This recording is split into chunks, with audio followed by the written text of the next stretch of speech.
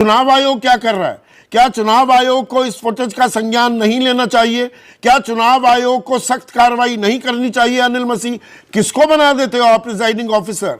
मैं चुनाव आयोग की बात इसलिए कर रहा हूं, पूरी दुनिया में हम ये डंका पीटते हैं कि 140 करोड़ का ये देश, 95 करोड़ मतदाता, यहां पर जो चुनाव है उससे निष्पक्ष और पारदर्शी चुनाव कहीं नहीं होते। चुनाव आयोग क्यों खामोश है? कि संदीप, अगर चुनाव आयोग के बारे में जितनी कम टिप्पणी की जाए उतना ही बेहतर है, क्योंकि चुनाव आयोग की निष्पक्षता आज की तारीख में सबको पता है और उस पर कोई कुछ कहने की जरूरत है नहीं। जिस तरीके से आप कोई भी विधानसभा का चुनाव पिछले 6, 7, 8 महीनों को उठा के देख लें, जिस तरीके से धज्जियां उड़ी हैं, उनमें तो बहुत सारे लोगों की वोटिंग राइट्स तक फ्रीज हो सकती थी। जिस तरीके से धर्म के नाम पे वोट मांगे गए हैं, जिस तरीके से हर रैली के पहले भगवान का नाम लिया गया, बजरंगबली का नाम लिया गया है, क्या इलेक्शन कमीशन ने कोई कार्रवाई की उनके खिलाफ? कोई कार्रवाई नहीं की। तो आप, इसलिए मैंने कहा ना कि ये सिर्फ दीपक मसीह का काम नहीं हो सकता। अनिल मसीह, एक चीज और जो विनोद जी ने इशारा किया था, वो विनोद जी ने बहुत इंटरेस्टिंग बात उन्होंने कही थी कि इसमें कहीं ना कहीं पंजाब के जो गवर्नर हैं और चंडीगढ़ के जो एडमिनिस्ट्रेटर के इस्तीफे का इन दोनों के बीच में कोई ना कोई लेना देना है। अब वो रिश्ता क्या है मुझे नहीं मालूम, लेकिन मुझे लगता है कि क्योंकि बहुत ही हंस तरीके से राज्यपाल महोदय ने इस्तीफा दिया और यह कहा गया कि पर्सनल कारणों की वजह से उन्होंने इस्तीफा दिया, इससे उनकी जिम्मेदारी से पल्ला थोड़ा झाड़ पाएंगे कि अब मैं नहीं हूं। जब आप राज्यपाल थे, एडमिनिस्ट्रेटर थे चंडीगढ़ के, तब हुए हैं ये चुनाव। नहीं, लेकिन मैं इसमें कुछ इंसिनिवेट नहीं कर रहा हूं अभी। मैं मेरे ये कहने का मतलब नहीं है कि उनका कोई इन्वॉल्वमेंट है, लेकिन उनके इस्तीफे में और इस घपलेबाजी में कोई ना कोई रिश्ता जरूर है। या तो वो डिसअप्रूव किया उन्होंने कि भाई ये मुझसे ये मेरे रहते हुए ये बात ठीक नहीं हो सकती, लेकिन हो सकता है कि उन्होंने अपने आप को असहाय महसूस किया हो सकता है उनको लगा होगा कि मैं क्यों इस पाप का भागीदार बनूं, तो उन्होंने इस्तीफा दे दिया।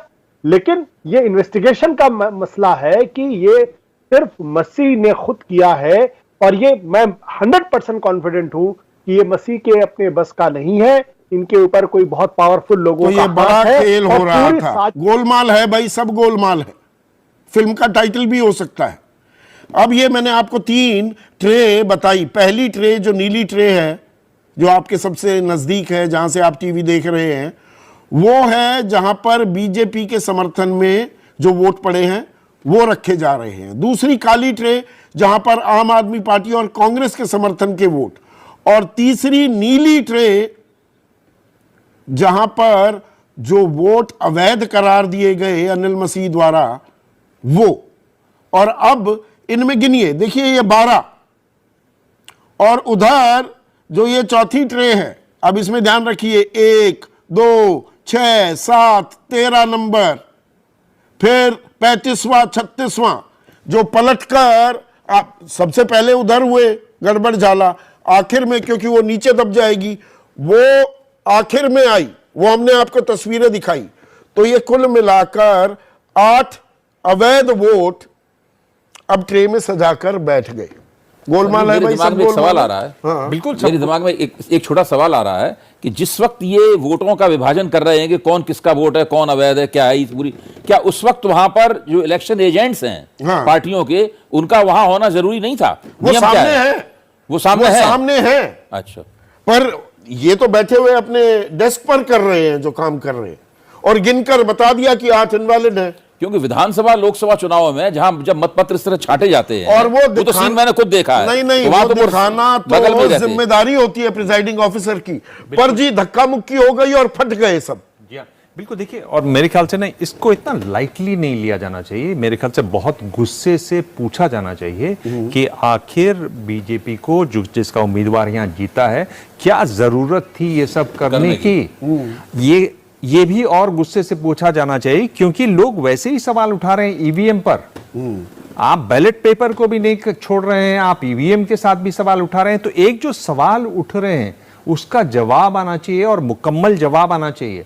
अगर आप लोकतंत्र में हैं तो इस तरह का मजाक, इस तरह से जिस तरह सुप्रीम कोर्ट ने कहा कि आप लोकतंत्र की हत्या ऐसे नहीं कर सकते, इसमें इफ और बट की कोई गुंजाइश नहीं है, क्योंकि ये जो फुटेज आपके पास है ये पूरा 21 सीजेआई चंद्रचूड़ पूछ रहे हैं, why is he looking at the camera and running like a fugitive. बिल्कुल इतना नौसिखियापन, आप ये देखिए, नौसिखियापन या खिलाड़ी नहीं, बिल्कुल खिलाड़ी नंबर 1 साबित हो रहे हैं ये गड़बड़ जाले में। बिल्कुल आप ये जो कर रहे हैं अगर सही है तो और नहीं, और बार बार आप देख रहे हैं, अगर आप साइन ही कर रहे हैं तो साइन कीजिए, उनको रखिए, आप कैमरे की तरफ बार बार क्यों और देख रहे हैं? इसमें दूसरा सवाल यह आ जाता है विनोद, आप 2016 का जिक्र कई बार किया, भाई आपके जो भी बैलेट पर पड़ गया, गड़बड़ झाला भी कर दिया, एजेंटों को तो दिखाना है ना उसके बाद।